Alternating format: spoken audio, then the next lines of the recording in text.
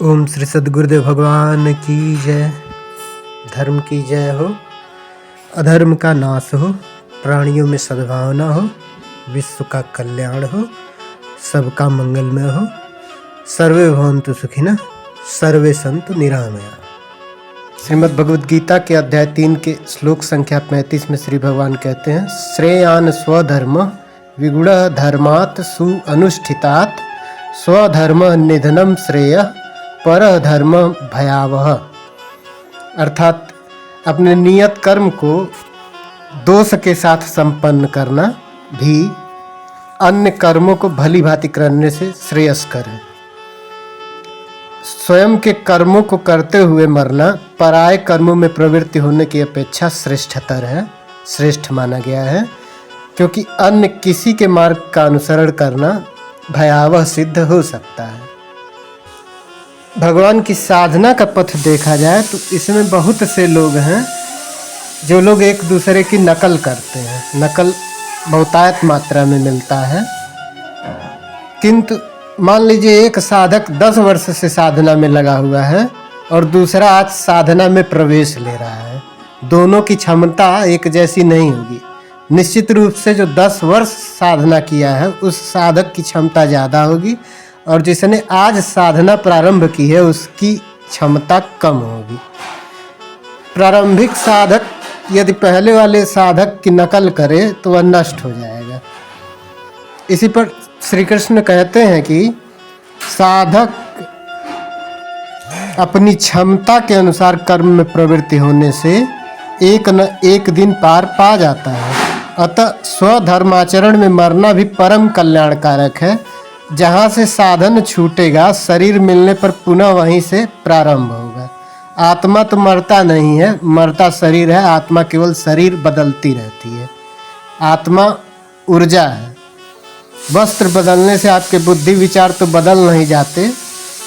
आगे वाले की तरह स्वांग बनाने से साधक भय को प्राप्त होगा। भय प्रकृति में होता है, परमात्मा में नहीं। प्रकृति का आवरण और भी घना उठेगा। स्वधर्म क्या है? स्वधर्म यह है कि अपना जो नियत कर्म है उसी को निश्चित रूप से करना स्वधर्म है। यही मनुष्य का धर्म है कि अपना कर्म करे, यही मनुष्य का धर्म है। और अपने कर्म को, अपने स्वधर्म का पालन करते हुए यदि निधन को भी प्राप्त होता है तो वह दूसरे के काम को करते हुए भयावह स्थिति को प्राप्त होगा। इसलिए श्री भगवान कहते हैं, क्या कर रहा है? तो वेदों से ऊपर उठ और ब्राह्मण बन। अर्थात स्वधर्म में परिवर्तन संभव है। कर्म पथ को प्राय महापुरुषों ने 4 श्रेणियों में बांटा है: निकृष्ट, मध्यम, उत्तम और अति उत्तम।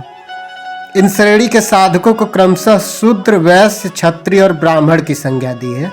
यानी कि जो अति उत्तम कार्य करते हैं वह ब्राह्मण हैं, उनसे जो उत्तम कार्य करते हैं वह क्षत्रिय हैं, जो मध्यम कार्य करते हैं वह वैश्य हैं और जो निकृष्ट कार्य करते हैं वह शूद्र हैं। शूद्र वाली क्षमता से कर्म का आरंभ होता है। वास्तव में देखा जाए तो एक विशुद्ध ब्राह्मण बनना कठिन है, किंतु एक शुद्ध शूद्र बनना बहुत ही कठिन है, बहुत ही ज़्यादा कठिन है।